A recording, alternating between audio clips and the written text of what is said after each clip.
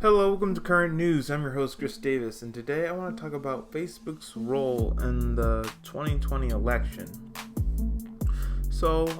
During this past week, Facebook CEO Mark Zuckerberg did an interview exclusively with CBS This Morning's Gayle King.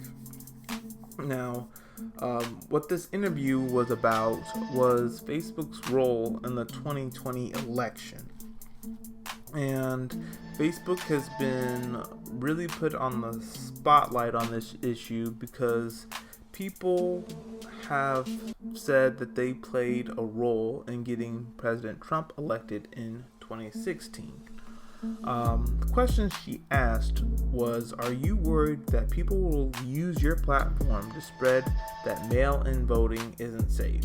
So Mark Zuckerberg responds that Facebook is rolling out a voter hub on their Facebook and Instagram homepage. This will give users information on how to get registered to vote and the rules on voting. Zuckerberg said that they will flag or remove misinformation. They will also limit political ads before the week of the election. So, I want to show you a little bit of the interview, and then I want to share you my thoughts. Only on CBS This Morning, we spoke with Facebook CEO Mark Zuckerberg about new plans to stop misinformation ahead of Election Day. Zuckerberg says that Facebook is focused on connecting its users with accurate information through a voter information center. You can see it. It's at the top of every Facebook and Instagram page. Take a look.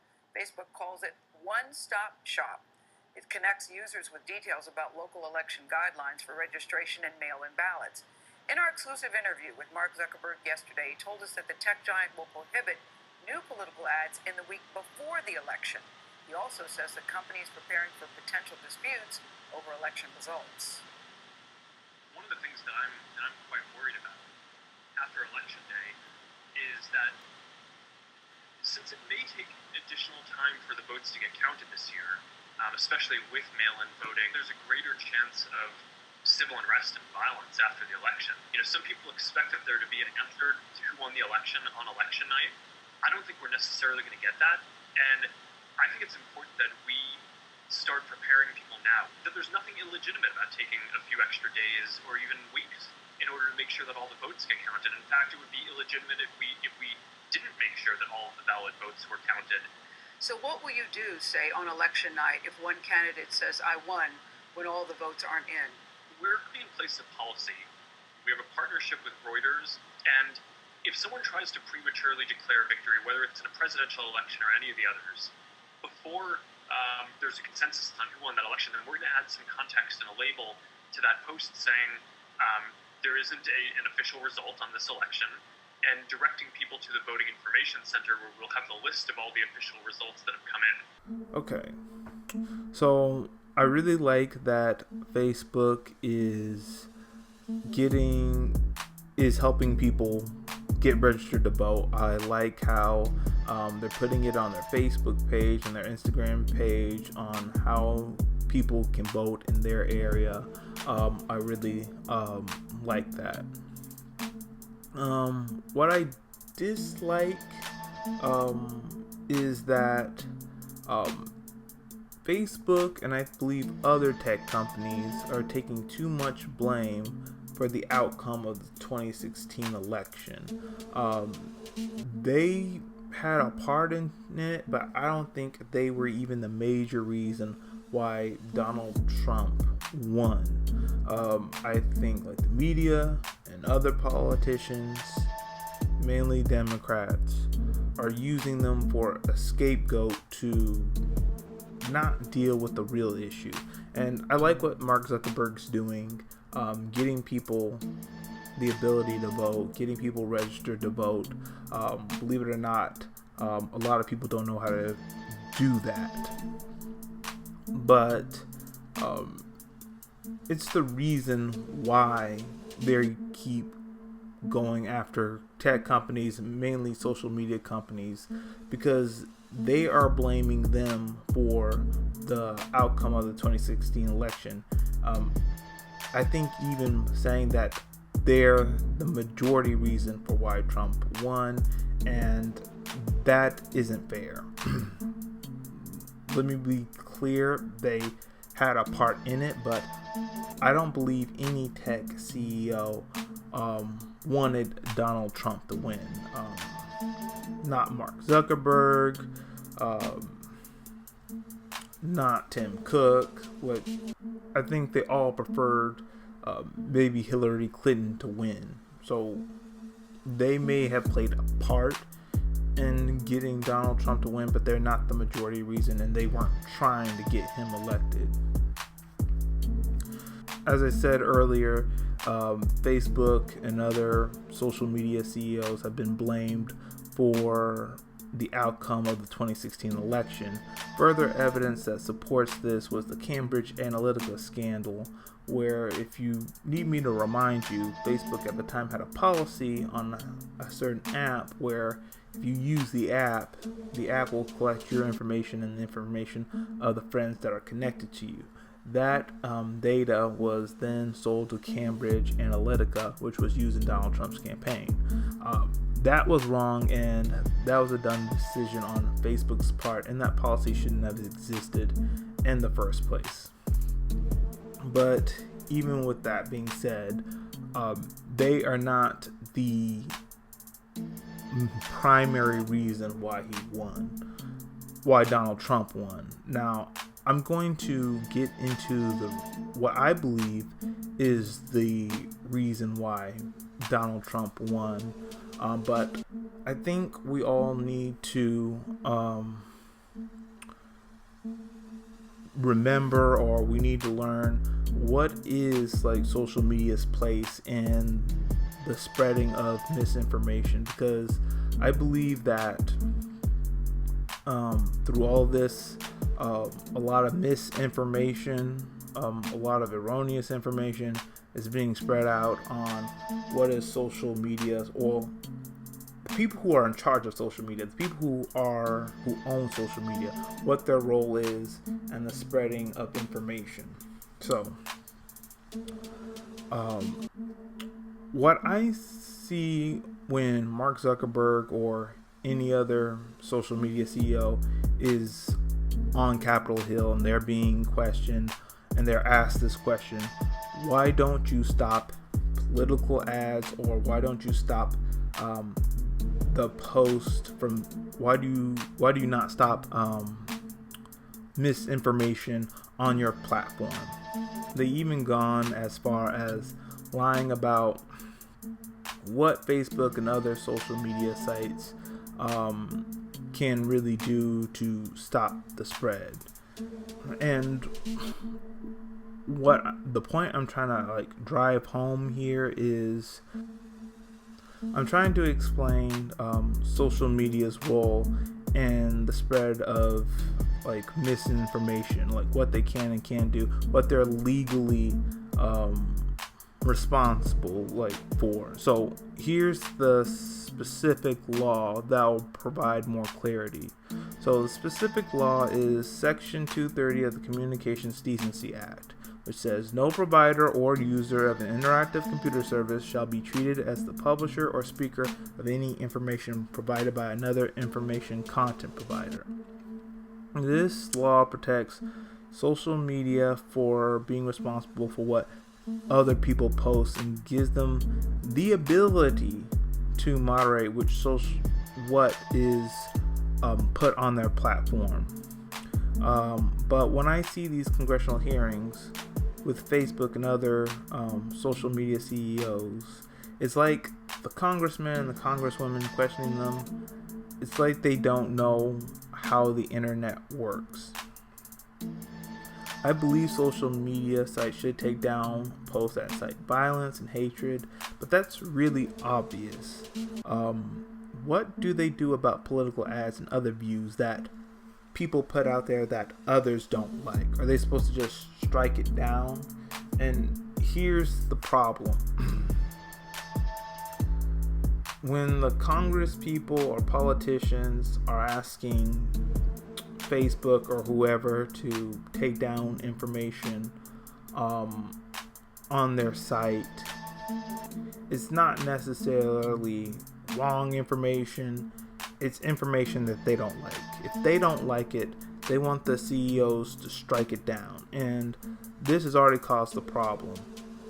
Tech CEOs, social media CEOs, they've already been accused for being too liberal because they've taken down Republican ads, Republican posts on their sites. And that is the issue.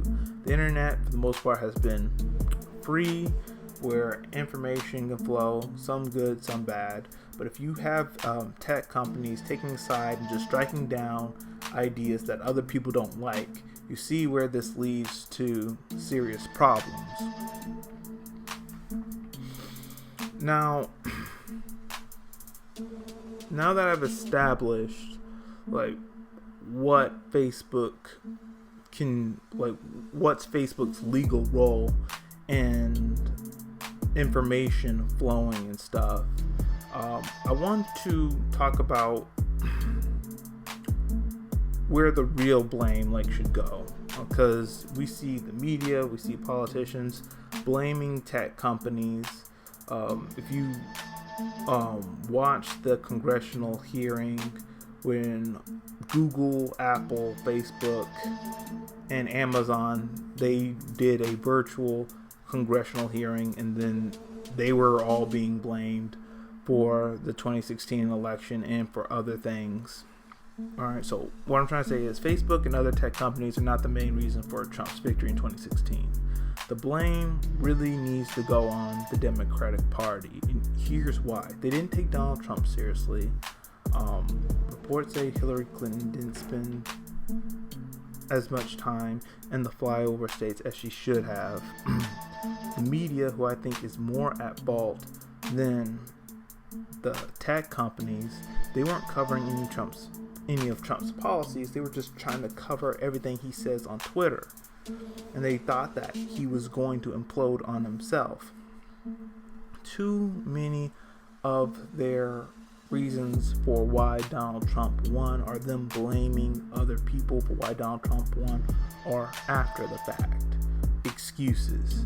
When Russia was helping Donald Trump, they mentioned it, but they were acting like it wasn't a factor and that they were still going to win anyway. All the polls said that the Democrats were going to win. All the polls said that Hillary Clinton was going to win. But when she lost, then, Russia got him elected. It's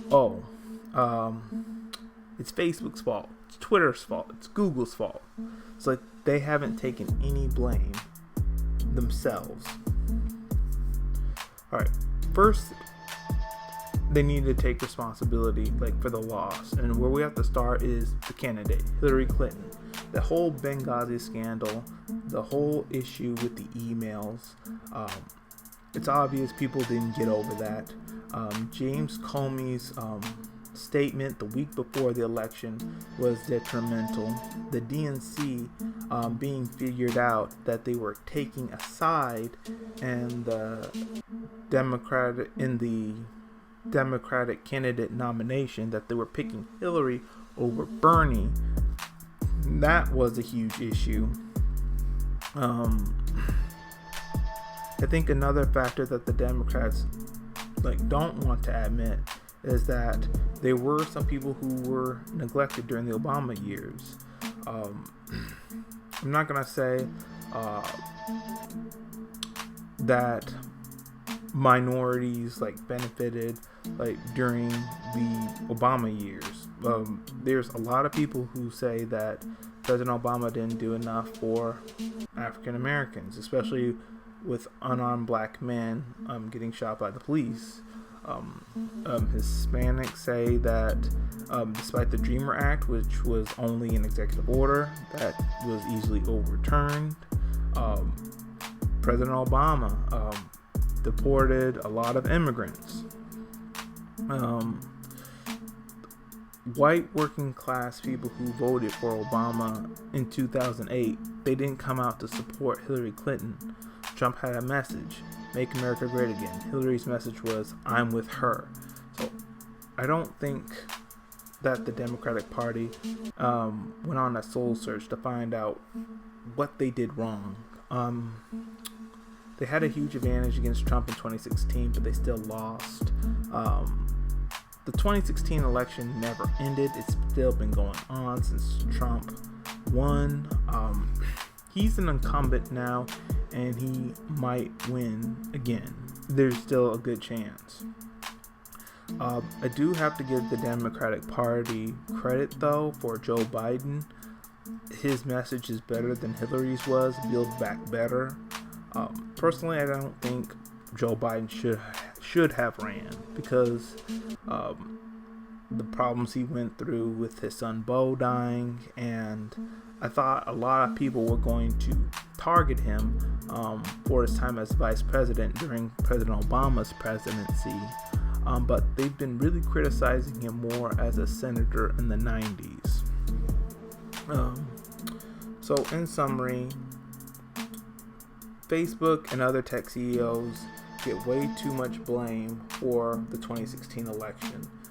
The media and the Democratic Party, the people who don't like Trump, they need to look at themselves. Now, I'm not saying that the tech CEOs are innocent and that they're blameless.